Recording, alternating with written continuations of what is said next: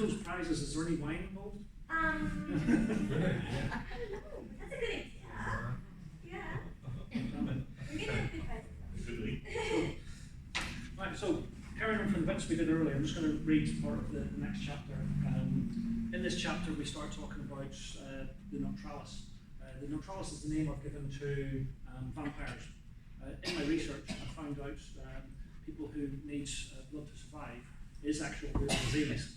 It's a disease called hematopathia. It's when the human body cannot produce enough red blood cells, cannot produce vitamin C or vitamin D. And this can be, it's found in nature, the most famous one being the vampire bat. But there's other animals and marsupials that do it as well. But when it happens in human beings, in a worst case scenario, if it's a prolonged case, if they're exposed to direct sunlight, the skin actually burns and they can spontaneously combust, which is where the theory for vampires, why they blow up. There's always some truth to this. Yeah. There's always some truth to these fantasy stories, right? On the word vampire, people think it's Latin. It's not actually. I found out it's a dialect of Russian. Neutrali vampiri. So, chapter 5. The wheels of the plane hit the runway at Belfast City Airport. The cabin crew welcomed the passengers to Belfast. They soon walked off the aircraft and out into the cold Irish wind. Neither of them have ever been to Ireland before, neither north or south. They did not fully understand the border between the two, nor did they care, as long as it would not affect their business. All the passengers were guided towards baggage reclaim. They stood in silence and waited for the baggage to arrive.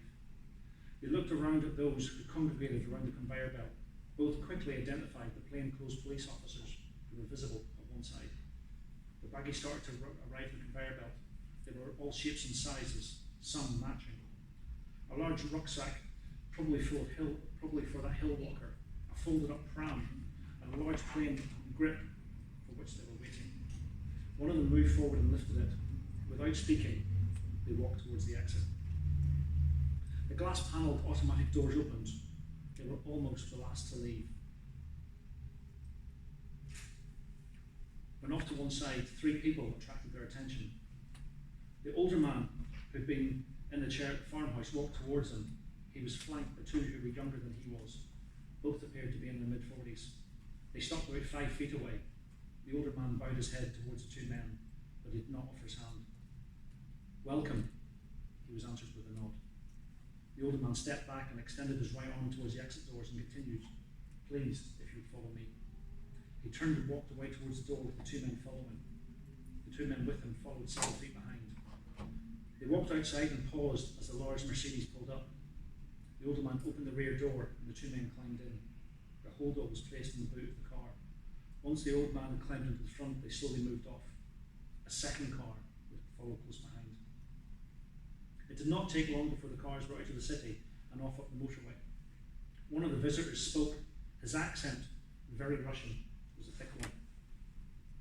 I'm not going to attempt a Russian accent. How long will the journey take? Half an hour at the most. There was a pause before the Russian spoke again. "Are you sure it's them?" The older man turned to face him. "Yes." The 2 men in the back looked at each other before one spoke. "What have they done?" His accent was as thick as heavy as the first one. "They killed the sapien in Belfast, and we think they killed 2 more in the town in the northwest yesterday." "The sapiens?" He paused for a few seconds. "What do they know about us?" "Very little. We follow our laws," the older man stated. "That is good. It's been a long time since there's been a problem from the green land." The car moved into the fast lane and accelerated past another car. The second car kept close behind as they turned off the motorway and headed out into the green countryside. "When is your next move, Vance?" the Russian asked. "Tomorrow night." "How large is the northern den?" 40 full Garou. The old man smiled as he answered. "And the Rua as a clan?"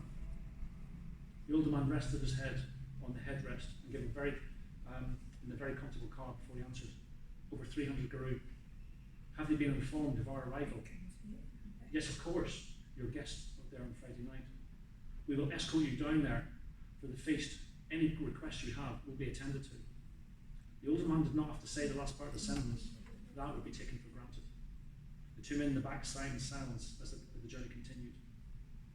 Soon the cars slowed and turned right into a country lane that could just fit two cars coming either way. The lane went on for nearly half a mile, and at the end was a country farm. The main building was 2 stories, with outhouses being single stories. The walls of the building were hand-built and looked like they'd been painted recently. There were 2 large corrugated metal barns, one painted dark green, the other painted dark red, and there were several neatly dressed people standing around who all reacted to the arrival of the cars. The Russians looked around the face of those who rounded the vehicle. The car was stopped by the front door of the main farmhouse. The door was open for them, and they stepped out. Those that were there slightly bowed their heads. The Russians acknowledged this, and the older man guided them into the building. They walked through the door into what was the living room. The open fireplace and the logs burned brightly. The high-chaired furniture with dark emerald green material that would be very comfortable. The chair that the old man normally sat in was offered to one of the Russians.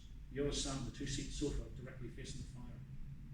The small wooden table was bare, and sat between the sofa and the chairs, one being bigger than the other, with the fireplace central to the room. There was another plain wooden door, which shut as the far side of the room.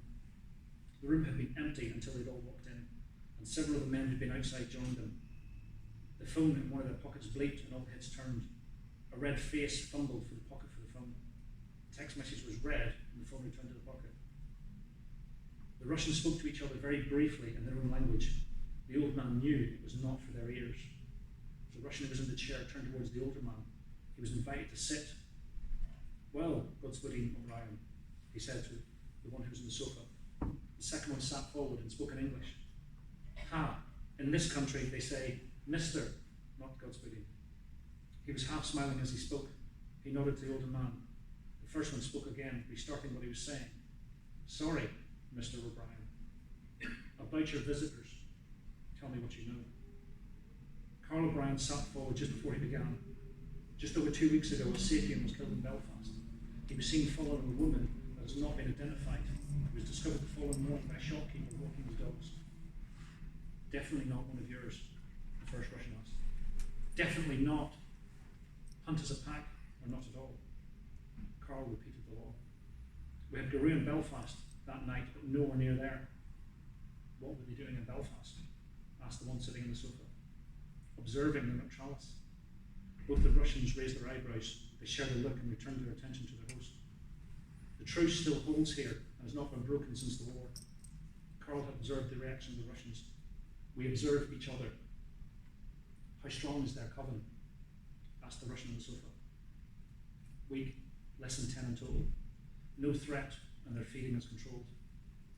"Tell us more about your visitors. Where are they now?" asked the Russian in the chair. "Are they still in Belfast?" "No," he said. "We believe their alpha moved them to a town, near a town called Coleraine, obviously trying to hide." "Then it should be easy to find them," said the second Russian. "We believe they're hiding amongst the Polish community living around there." "Polish?" said the Russian on the sofa. They looked at each other again. "We did not know you have Polish here," he said. "Yes, we have quite a few from Eastern Europe. Estonians, Latvians, Bulgarians, but the highest number are Polish," said Carl. Both the Russians spoke again in their own language. Again, it was something that was agreed before the one on the sofa spoke. "Have you any trouble with them?" "Nothing involving us." The old-style phone in the corner rang. Carl looked at one of the others and motioned with his head towards the phone. He moved over and picked up the phone. He said hello into it and listened for a few seconds before turning towards Carl. "It's for you." "It's from the south." Carl stood up, walked over and took the phone. The silence in the room seemed to be thunderous until he spoke. "Yes, no problem. 7 p.m. He replaced the handset and turned to the Russians. "My alpha is looking forward to receiving you Friday at 7. "Friday at 7, repeated the one in the chair. The smiles that spread across the room started with the Russian in the chair.